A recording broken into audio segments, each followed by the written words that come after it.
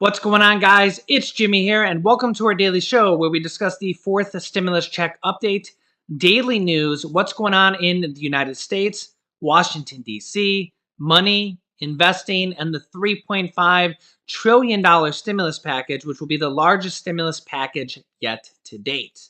If you find these videos helpful, don't forget to hit the like button. And first, let's start off with some very dramatic news. Yeah, cases are up more than 300% from a year ago. 300% from a year ago. And get this. Data from Tuesday has just come in, and we have just crossed an all-time high of new cases for one day. 1,138 people have tested positive in one day for Tuesday. Yeah. This is a new all-time high for one day. 301,000 people. The previous all-time high was all the way back from January 8th when we had 300,777 new cases in one day. Now, the 7-day average was higher back then, 259,000. That's why the blue graph looks higher. But nonetheless, we have just crossed the highest daily cases of people testing positive in one day right now. Now keep in mind that this is with 70% of the United States being for adults that are above age 12, or adults and children above age 12 that are available to be vaccinated as of August 12th. That are, as of August 12th, 70% of the United States is, this Delta variant is absolutely crazy. 301,138 people, according to Google, have tested positive in just one day. This does not count additional people that may have taken an at-home test, tested positive, and not alerted anybody.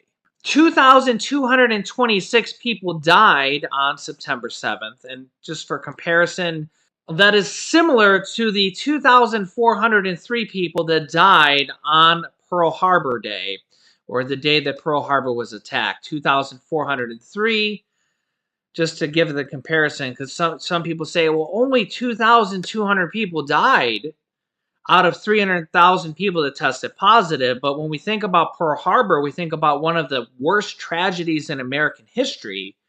Well, that's the amount of people that are dying every single day due to this, just for comparison purposes.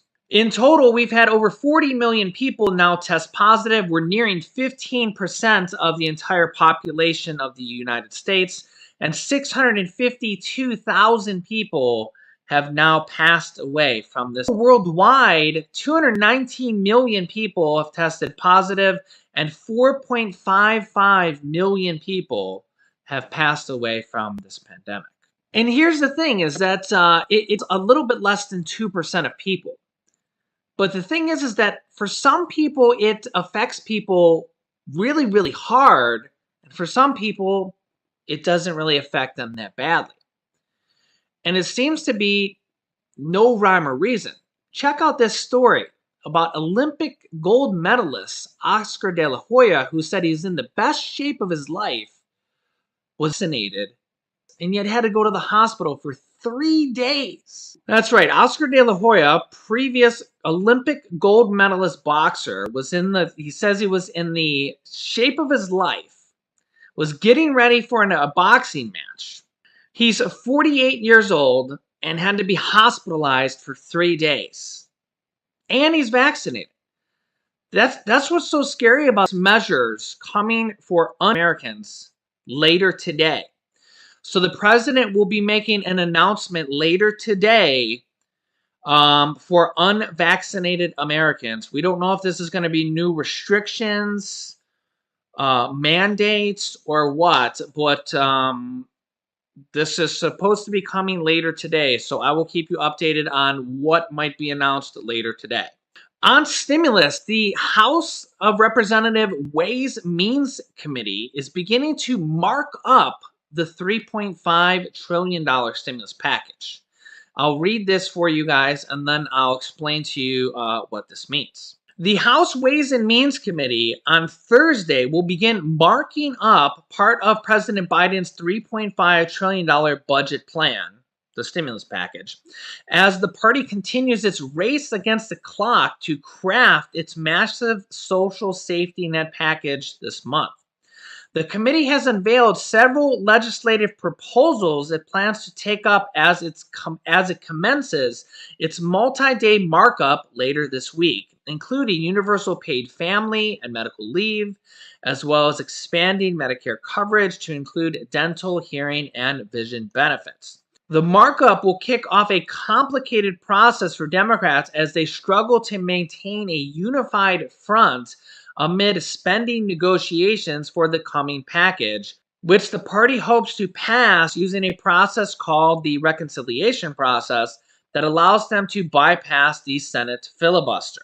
The committee's portion of the package is expected to make up a significant chunk of the overall bill and will likely add fuel to the already existing tensions between the different factions of the Democratic Party over spending. Democrats face opposition from some centrists in their party over the size of the package, and they're likely to find differences as they get more into the policy details as well. During the coming markup, Chairman Richard Neal, a Democrat from Massachusetts, said committee will consider items like providing 12 weeks of universal paid family and medical leave for all workers and strengthening retirement savings that are popular in the party and are priorities for the left. However, the panel, which serves as lower chamber's chief tax writing committee, has yet to disclose major details on its plan in storing for tackling the crucial portions for the reconciliation package pertaining to taxes. While the party has promised tax relief for middle-class households, very interesting there, as it pushes forward with ambitious spending plans, leadership has said they plan to pay for social spending package by raising taxes on wealthy corporations and individuals. So basically, it looks like they're starting to put portions of the bill together, although they haven't released this yet. So it looks like they're really getting close to having the bill released to the public and putting these things together. But remember, the negotiation phase is a little bit more important because even when they put the bill together, we've seen this multiple times with the past stimulus packages, that even when they put the bill together, the bill ends up getting changed significantly after the bill is put together. And we've seen this notably with the third stimulus check package, that after the bill and the second stimulus check package, after the bill was written, they changed it significantly. The second stimulus check package, remember, they wrote the bill and didn't include the second stimulus check. And everybody was like, wait a minute, we need to add the second stimulus check in the bill that you wrote without a second stimulus check in there. And they added the second stimulus check in there 6 days before they passed the bill. And the third stimulus check package bill, they wrote the bill, the House actually passed the bill, and then the Senate changed it significantly. They had to remove the $15 an hour minimum wage, not necessarily because the Senate parliamentarian wouldn't allow it, because they were actually going to overrule her simply by voting and outvoting her. Because remember, the Senate parliamentarian is technically it's kind of a recommendation, because they can simply just outrule her with the 51 votes. And they were going to, but they only had 42 votes to pass a $15 an hour minimum wage. So honestly, there just wasn't enough Democratic senators to pass the $15 an hour minimum wage. So really, they are going to probably end up changing the bill. Whatever they put in the bill, there's probably a good chance, I don't know, I would say a 50 to 75% chance that after they write the bill, it'll get changed. The reason for this is because whatever they put in the bill, then the Democratic senators and the House representatives are all going to look over it and they're going to be like, this is a good starting draft, but now that we've seen it on paper, we want to add in this item, or we want to change this item, or this item needs to be more, this item needs to be less. And we're going to see the push and the pull of the progressive Democrats versus the moderate Democrats. The moderate Democrats are Joe Manchin and Kyrsten Sinema from the Senate, and a few from the House, although the House members are really not as vocal. Okay, Joe Manchin and Kyrsten Sinema, they're the dog and pony show, right? Um, for lack of a better word, right? Maybe that's the correct word. They're the grandstanders, right? And they're the ones that pull out all the stops at the very last minute, and they make sure they do it in front of the media so everybody can see them. But the progressive Democrats, the Democrats that make sure that at least in all the last packages, make sure that the stimulus checks get included, make sure the child tax credits get included, make sure the rent assistance, the utility assistance, and all those additional things that have been included in all the last packages get included. There's no guarantee that anything is going to be included in this next package because, I mean, honestly, there's no guarantees for anything in life. There's no guarantees that any single item is going to be included in this next package, okay? Remember that even after they wrote the bill for the third stimulus check package, they made significant changes. The House passed the bill, so even the bill that the House thought was good, the Senate removed the $15 an hour minimum wage.